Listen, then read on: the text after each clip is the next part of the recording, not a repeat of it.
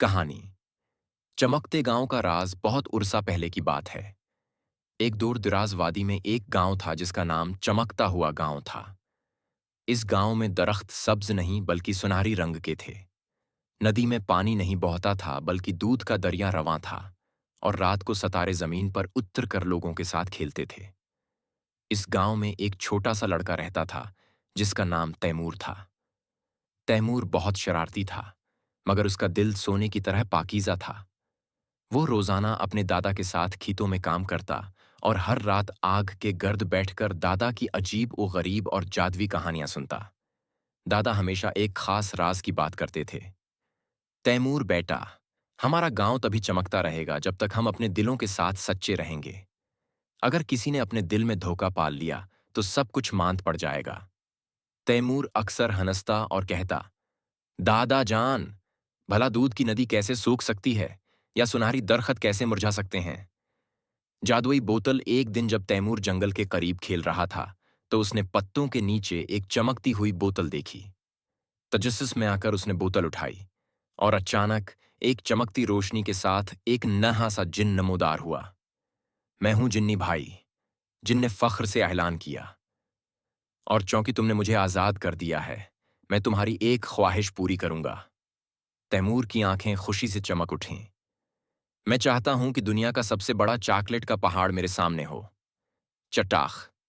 पलक झपकते ही तैमूर के सामने एक दिवहीकल चॉकलेट का पहाड़ नमूदार हो गया। खुशी से तैमूर नाचने लगा। लेकिन जैसे ही उसने खाने के लिए पहला टुकड़ा तोड़ना चाहा, जमीन कांपने लगी। दूध की नदी पतली होने लगी। दरख्तों की सुनहरी चमक मानद पड़ने लगी। गांव की तबाही और सफर का आगाज घबराकर तैमूर अपने दादा के पास भागा। दादा जान, कोई अजीब सी बात हो रही है। दादा ने गहरी सांस ली और कहा, बेटा, तुमने लालच में आकर ख्वाहिश की है। अब गांव को बचाने के लिए तुम्हें अपनी ख्वाहिश वापस लेनी होगी।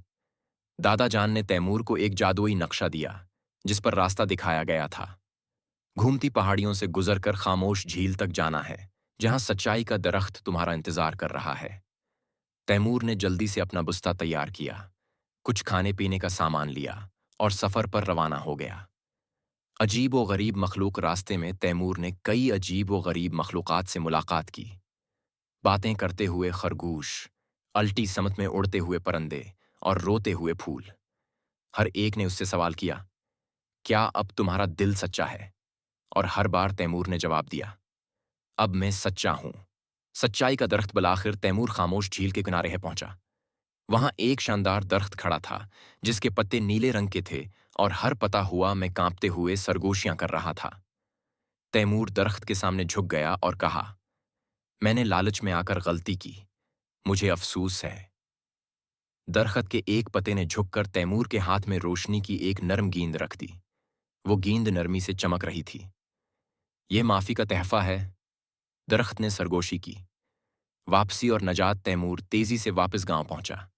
जैसे ही उसने रोशनी की गेंद दूध की नदी में डाली, दूध गाढ़ा हो गया। दरख्त दोबारा सुनहरी चमकने लगे। सितारे एक बार फिर आसमान पर रकस करने लगे। पूरे गांव ने तैमूर की बहादुरी का जश्न मनाया। दादा जान ने तैमूर को गले लगाकर कहा, बेटा, असल जादू दयांतदारी में छिपा है। इस दिन के बाद तैमूर समझ गया कि लालच हमेशा नुकसान पहुंचाता है, लेकिन सच्चाई और पाकीज़गी पूरी दुनिया को रोशन कर सकती है।